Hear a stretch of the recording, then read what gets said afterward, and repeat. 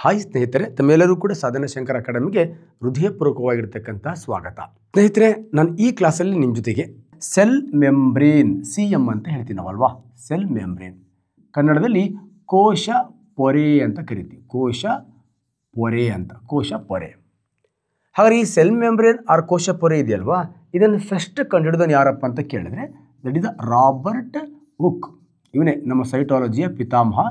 ಇವನ ಬಗ್ಗೆ ಹಳೆಯ ಕ್ಲಾಸಲ್ಲಿ ಹೇಳಿದ್ದೀನಿ, ಕ್ಲೀನಾಗಿ ನೋಡ್ಕೊಳ್ಳಿ. ಕ್ಲಿಯರ್. 1665 1665ರಲ್ಲಿ ಇವನು ಸೆಲ್ಲನ್ನು ಕಂಡುಹಿಡಿತಾನೆ.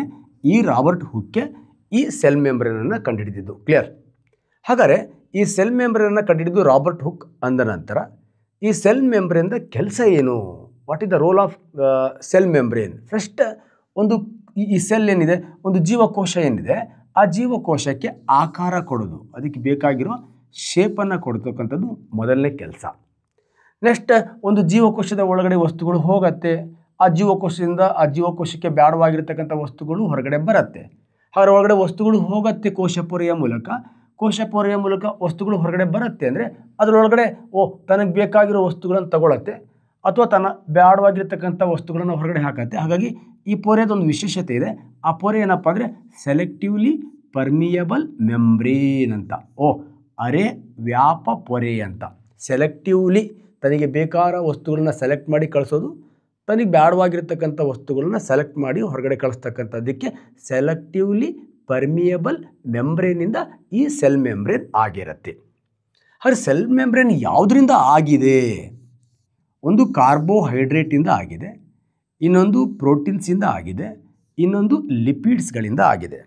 ನೋಡಿ, ಈ ದ್ರವವಂತ ವಸ್ತುಗಳು ಒಳಗಡೆ ಹೋಗಿ ಹೊರಗಡೆ ಬಂದ್ರೂ ಕೂಡ ಸೆಲ್ ಮೆಂಬ್ರೇನ್ ಹಾಳಾಗೋದಿಲ್ಲ ಅಂದರೆ ಅರ್ಥ ಆ ದ್ರವರೂಪದ ವಸ್ತುಗಳನ್ನು ಅವಾಯ್ಡ್ ಮಾಡ್ತಕ್ಕಂಥ ಲಿಪಿಡ್ಸ್ಗಳಿಂದನೂ ಕೂಡ, ಏನು ಈ ಲಿಪಿಡ್ಸ್ಗಳಂತ ಕರಿತೀವಿ, ಈ ಕೊಬ್ಬುಗಳಿಂದ ಆ ಸೆಲ್ ಮೆಂಬ್ರೇನ್ ಆಗಿರುತ್ತೆ. ಹಾಗಾಗಿ ಕೊಬ್ಬು ಜಲ ವಿಕರ್ಷಕ ವಸ್ತು, ನೀರಿನಂಶ ಒಳಗಡೆ ಹೋಗಿ ಹೊರಗಡೆ ಬಂದ್ರೂ ಕೂಡ ಈ ಮೆಂಬ್ರೇನ್ಗಳು ಯಾಕೆ ಹಾಳಾಗಲ್ಲ ಅಂದರೆ ಮೆಂಬ್ರೇನ್ಗಳು ಯಾವುದರಿಂದ ಆಗಿರುತ್ತೆ? ಲಿಪಿಡ್ಸ್ಗಳಿಂದ ಆಗಿರುತ್ತೆ. ನೆಕ್ಸ್ಟ್ ಫಸ್ಟ್ ಹೇಳಿದ್ದೀನಿ ನಾನು, ನಮ್ಮ ಸೆಲ್ ಮೆಂಬ್ರೇನ್ ಕೋಶ ಪೊರೆಯ ಮೇಯ್ನ್ ಕೆಲಸ ಏನಪ್ಪ ಅಂತ ಕೇಳಿದ್ರೆ ಒಂದು ಸೆಲ್ಲಿಗೆ ತನ್ನದೇ ಆಗಿರತಕ್ಕಂಥ, ಒಂದು ಕೋಶಕ್ಕೆ ತನ್ನದೇ ಆಗಿರತಕ್ಕಂಥ ಆಕಾರವನ್ನು ಕೊಡ್ತಕ್ಕಂಥದ್ದು. ನೆಕ್ಸ್ಟ್ ಮತ್ತೊಂದು ಹೇಳಿದೆ ನಾನು, ಇದು ಸೆಲೆಕ್ಟಿವ್ಲಿ ಪರ್ಮಿಯಬಲ್ ಮೆಂಬ್ರೇನ್ ಆಗಿರೋದ್ರಿಂದ ಇದು ವಸ್ತುಗಳನ್ನು ಒಳಗಡೆ ತಗೊಳತ್ತೆ, ತನಗೆ ಬೇಕಾಗಿರೋ ವಸ್ತುಗಳನ್ನು ಒಳಗಡೆ ತಗೊಳತ್ತೆ, ತನಗೆ ಬೇಡವಾಗಿರ್ತಕ್ಕಂಥ ವಸ್ತುಗಳನ್ನು ಹೊರಗಡೆ ಹಾಕತ್ತೆ. ನೋಡಿ, ತನಗೆ ಬೇಕಾಗಿರ್ತಕ್ಕಂಥ ವಸ್ತುಗಳನ್ನು ಈ ಕೋಶ ಪೊರೆಯು ತೆಗೆದುಕೊಂಡು ಒಳಗಡೆ ಹಾಕೋದನ್ನು ನಾವು ಎಂಡೋಸೈಟೋಸಿಸ್ ಅಂತ ಕರಿತೀವಿ. ತನಗೆ ಬೇಡವಾಗಿರ್ತಕ್ಕಂಥ ವಸ್ತುಗಳನ್ನು ಹೊರಗಡೆ ಹಾಕೋದಕ್ಕೆ ನಾವೇನಂತ ಕರಿತೀವಿ? ಎಕ್ಸೋಸೈಟೋಸಿಸ್ ಅಂತ ಕರಿತೀವಿ. ಎಕ್ಸೋಸೈಟೋಸಿಸ್. ನೋಡಿ, ಸಿಂಪಲ್ ಕ್ವಶನ್.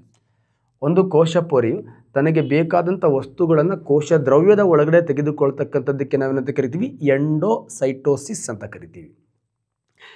ಅದೇ ಒಂದು ಜೀವಕೋಶದ ಒಳಗಡೆ ಇರತಕ್ಕಂತಹ ತನಗೆ ಬೇಡವಾಗಿರ್ತಕ್ಕಂಥ ವಸ್ತುಗಳನ್ನು ಹೊರಗಡೆ ಹಾಕ್ತಕ್ಕಂತಹ ಪ್ರಕ್ರಿಯೆಗೆ ನಾವೇನಂತ ಕರಿತೀವಿ? ಎಕ್ಸೋಸೈಟೋಸಿಸ್ ಅಂತ ಕರಿತೀವಿ.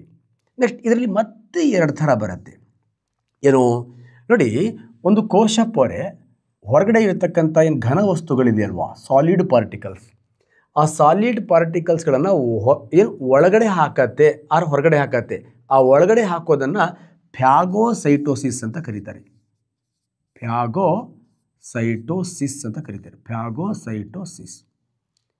ತನಗೆ ಬೇಡವಾಗಿರತಕ್ಕಂತಹ ಲಿಕ್ವಿಡ್ ದ್ರವರೂಪದ ವಸ್ತುಗಳನ್ನು ಏನು ಹೊರಗಡೆ ಹಾಕತ್ತೆ, ಇದಕ್ಕೆ ಫಿನೋಸೈಟೋಸಿಸ್ ಅಂತ ಕರೀತಾರೆ. ಫಿನೋಸೈಟೋಸಿಸ್.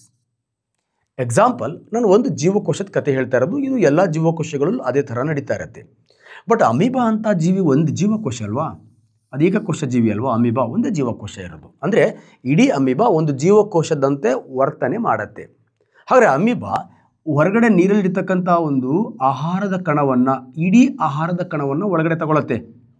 ಇಡೀ ಆಹಾರದ ಕಣವನ್ನು ಒಳಗಡೆ ತಗೊಂಡ್ರೆ ಈ ಕ್ರಿಯೆಗೆ ಏನೆಂದು ಕರೆಯುವರು ಅಂತ ಕೇಳಿದ್ರೆ ಎಂಡೋಸೈಟೋಸಿಸ್ ಆಪ್ಷನಲ್ಲಿ ಇರುತ್ತೆ.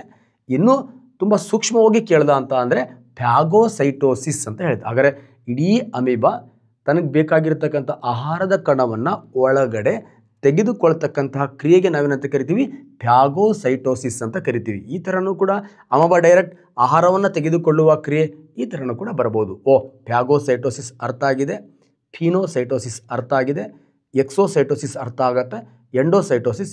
ಈ ಥರ ಎಂಡೋಸೈಟೋಸಿಸ್ ಆ್ಯಂಡ್ ಎಕ್ಸೋಸೈಟೋಸಿಸ್ ಈ ಆಧಾರದ ಮೇಲೆ ತನಗೆ ಬೇಕಾಗಿರತಕ್ಕಂಥ ವಸ್ತುಗಳನ್ನು ಒಳಗಡೆ ತಗೊಂಡು ಈ ಜೀವಕೋಶಕ್ಕೆ ಬೇಡವಾಗಿರತಕ್ಕಂಥ ವಸ್ತುಗಳನ್ನು ಹೊರಗಡೆ ಹಾಕಿ ಜೀವಕೋಶಕ್ಕೆ ಆಕಾರವನ್ನು ಕೊಡ್ತಕ್ಕಂಥ ಒಂದು ಬ್ಯೂಟಿಫುಲ್ ನಮ್ಮ ಜೀವಕೋಶದ ಒಂದು ಮೇನ್ ಪಾರ್ಟ್ ಯಾವುದಪ್ಪ ಅಂತ ಕೇಳಿದ್ರೆ ದಟ್ ಇಸ್ ದ ಕೋಶ ಪೊರೆ.